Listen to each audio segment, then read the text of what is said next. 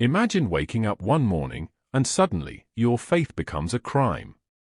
What would you do if one simple act of devotion could cost you your life? This isn't just a story, this is the reality for Daniel, a man whose faith was put to the ultimate test in the heart of a powerful kingdom. Let's dive into the story that shocked an entire empire. In the grand city of Babylon, ruled by King Darius, everything seemed perfect on the outside. Towering stone walls, lush gardens, and unimaginable wealth. But something was missing, something far more valuable than any riches could offer: faith. In the midst of this lavish kingdom, there was one man who stood apart from the rest. His name was Daniel.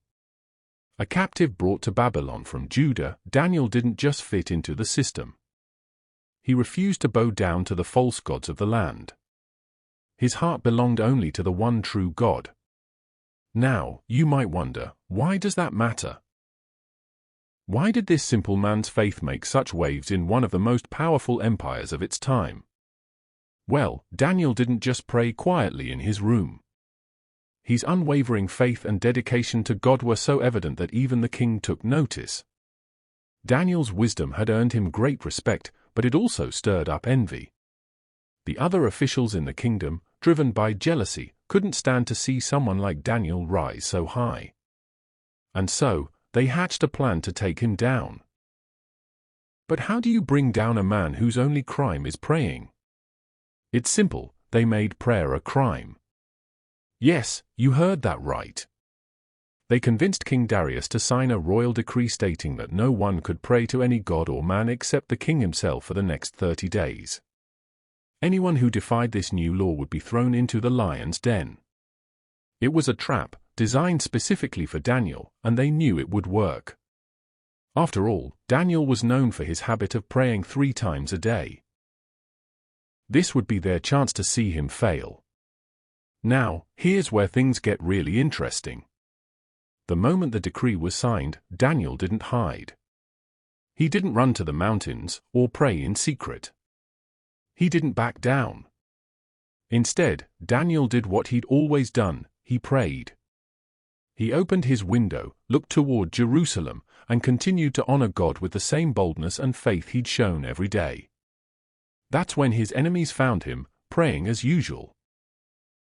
They wasted no time reporting him to the king. The king was heartbroken. He had trusted Daniel.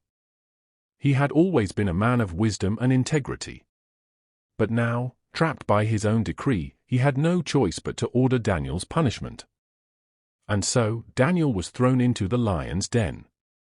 As the den was sealed, the entire kingdom waited in suspense. Was this the end of Daniel? Would the lions tear him apart? Would his faith truly be enough to save him? King Darius couldn't sleep that night. He stayed up, pacing, praying, hoping. But the next morning, something incredible happened. The king rushed to the lion's den early the next morning. His heart pounded as he called out, "Daniel, servant of the living God, has your God, whom you serve continually, been able to rescue you from the lions?" From deep within the den, Daniel's voice echoed back, calm and filled with faith, "O king, live forever. My God sent his angel, and he shut the mouths of the lions. They have not hurt me because I was found innocent in his sight." Can you imagine the relief in the king's heart? Daniel was alive, untouched, safe. The faith that had been ridiculed and plotted against had now been vindicated. In awe of the miracle that had just unfolded, King Darius issued a new decree to the entire kingdom: "Let everyone in my kingdom tremble before the God of Daniel, for he is the living God, and he endures forever." The story of Daniel didn't just change his life. It changed an entire kingdom. His faith in God had proven stronger than the power of the law, stronger than the roar of the lions. Here's the thing, Daniel's story isn't just a historical account. It's a reminder of what true faith looks like. In moments of fear, when everything seems to be falling apart, we are called to stand firm. Just like Daniel, we are not alone in the trials we face.